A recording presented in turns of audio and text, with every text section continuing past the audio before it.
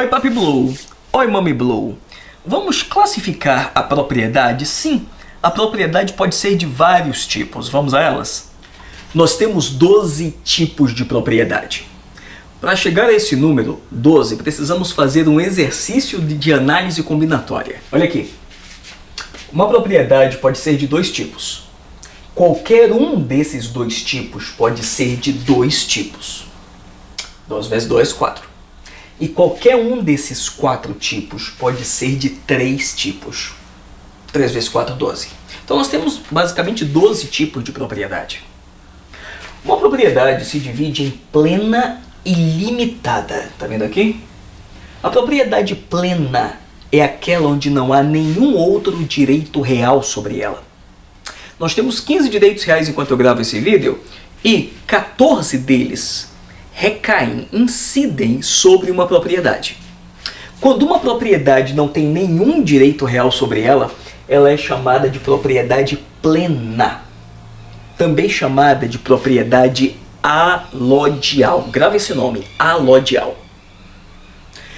Mas quando algum direito real está incidindo sobre essa propriedade, então quando nós temos aqui, olha, uma propriedade imóvel, e aqui incide um usufruto, e aqui incide, por exemplo, um direito real de laje, e aqui incide, por exemplo, uma superfície, ela já não é chamada de plena.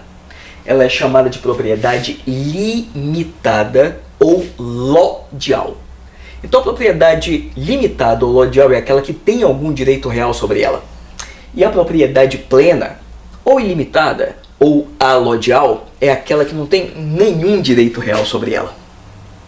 Essa é a primeira classificação.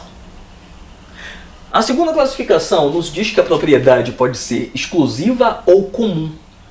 Ela é chamada de exclusiva quando só tem um dono, um proprietário, um titular, um dominante. Seja essa pessoa física ou jurídica, mas só tem um. Propriedade exclusiva. No entanto, pode ser que haja um condomínio. 2 ou mais donos de um mesmo imóvel. Nós temos, por exemplo, no casamento, o regime de bem de comunhão total, universal. Regime de bem de comunhão parcial, onde nós vamos ter mais de um dono sobre um ou mais bens. A isso nós chamamos de propriedade comum. No silêncio da situação, da tratativa do documento, da decisão judicial, se presume que uma propriedade é plena e exclusiva. Significa que se essa propriedade for limitada ou for comum, tem que estar expresso em algum local, em algum título. E toda a propriedade plena, limitada, exclusiva ou comum se divide ainda em definitiva, resolúvel e revogável. A propriedade definitiva, também chamada permanente, é aquela que nasce para durar para sempre, nasce para last forever. É aquela propriedade onde será daquele dono até aquele dono alienar, vender, doar, falecer. Então essa propriedade que nasce para ser definitiva, ela é chamada de definitiva ou permanente. No entanto, nós temos propriedades temporárias. Existe. Uma que já nasce para ser temporária, chamada propriedade resolúvel. A propriedade resolúvel, desde o nascedouro, desde o início, já nasce para morrer para aquela pessoa, para deixar de existir para aquela pessoa, para ir para outra. Calma, os exemplos vão te ajudar. Pense, por exemplo, na alienação fiduciária. Alienação fiduciária. Você financia um automóvel e o automóvel pertence ao banco. Ele é o dono do automóvel e você está pagando as mensalidades. Quando você termina de pagar, o banco vai transferir a propriedade para você. Você era um mero possuidor direto, agora você é dono. Então note que desde o início o banco já quer se ver livre dessa propriedade aqui. O banco quer dinheiro. Como se chama essa propriedade do banco sobre o bem alienado? Resolúvel. Temporária. Outro exemplo. A venda com reserva de domínio. Venda com reserva de domínio. Tem um vídeo aqui sobre venda com reserva de domínio. É aquela venda, bom, só recai também sobre bem móvel. Onde você vende um bem móvel com M para alguém mas só transfere a propriedade para ele depois que ele terminar de pagar. Então, você entrega a posse direta e você fica com a propriedade, mas você já sabe que não vai ser seu mais aquele objeto. Aliás, você está torcendo logo para receber logo o dinheiro para se ver livre daquilo ali. Isso é chamado de venda com reserva de domínio. Um outro exemplo de propriedade resolúvel é o fideicomisso. Olha o nome, fideicomisso. Também chamada substituição testamentária fideicomissária. Caramba, que nome horrível. Eu já tenho um vídeo aqui explicando sobre fideicomisso. Olha a capa aí. Funciona assim. Alguém por testamento deixa alguém proprietário temporário de um bem. E depois, esta pessoa deve transferir esse bem para outra pessoa. Esse testador aqui ele é chamado de fideicomitente. Esse dono temporário é chamado de fiduciário. Nada a ver com alienação fiduciária, tá? O nome dele é fiduciário. Ele é proprietário por algum tempo daquele bem. E depois ele deve entregar esse bem, chamado bem fideicomitido, para essa pessoa aqui, chamado fideicomissário, que vai ser o último dono, o dono definitivo desse bem. Então, essa propriedade do fiduciário aqui, ela é temporária, ela é uma propriedade resolúvel. Então, a propriedade resolúvel é aquela que já nasce com data para acabar para aquela pessoa. E temos um outro tipo de propriedade que pode ser temporária, chamada propriedade revogável. A propriedade revogável, a princípio, ela nasce para ser definitiva, mas pode acontecer algo que faça com que ela deixe de existir para aquela pessoa. A rigor, só temos um exemplo clássico. É a revogação da doação.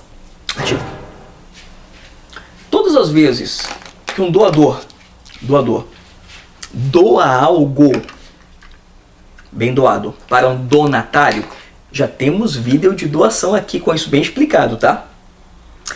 Esse donatário aqui, a princípio, é dono definitivo. Mas tem duas situações no Código Civil onde a lei fala: o doador pode pegar o bem de volta, pode desfazer a doação, pode revogar a doação. Primeiro caso, ingratidão. Ingratidão. Sabe a Renata ingrata? Pois é, tem um artigo para ela. Ingratidão é o donatário, filho da mãe, que tenta matar o doador, mata o doador, pratica ofensa física ou alguma ofensa moral contra a honra, contra o doador, contra seu cônjuge, ascendente, descendente ou irmão. Então, se esse donatário aqui for um filho da mãe que tente matar esse doador ou abandone esse doador, quer dizer, podendo pagar alimentos não paga, podendo pagar remédio não paga, enfim, se atentar contra a vida, a existência, a honra dele, se o abandone ou de alguém da família dele, esse doador pega o bem de volta. E essa propriedade desse donatário, que era definitiva, deixou de ser. Então, esse é o primeiro caso de uma doação revogável. Mas temos uma outra doação revogável. Descumprimento do encargo, encargo não cumprido. Então, imagine que esse doador entrega esse bem doado a esse donatário e diz: pague R$50 por mês para aquela igreja. Se esse donatário descumprir o encargo, ele perde o bem por revogação, encargo não cumprido. Então, note que nesse caso da revogação da doação, a doação ela nasce para ser definitiva. Mas algo ocorre que dá direito ao doador de pegar o bem de volta, chamada revogável. Daí a gente chama essas duas propriedades aqui de temporária. Uma já nasce para ser temporária, a resolúvel. E a outra pode se tornar temporária, a revogável. Então, essa é a classificação da doação. Plena ou limitada, a depender se não tem ou tem direitos reais sobre ela. Incidindo, também chamado gravame ou ônus reais. Limitada. Se divide em propriedade exclusiva, propriedade comum, se tem um proprietário ou mais de um proprietário no bem, ou definitiva, temporária. Definitiva nasce a princípio para só deixar de existir em caso de morte, ou se por um acaso o proprietário quiser se desfazer, despojar, ou também se for desapropriado do bem. E a temporária aqui, ó, uma já nasce com data para terminar para aquela pessoa e a outra pode haver uma causa que faça com que finde essa propriedade para aquela pessoa. Então a isso nós chamamos de classificação da propriedade. No próximo vídeo, tratemos sobre os princípios, os atributos, as características da propriedade. Vamos a elas? É isso.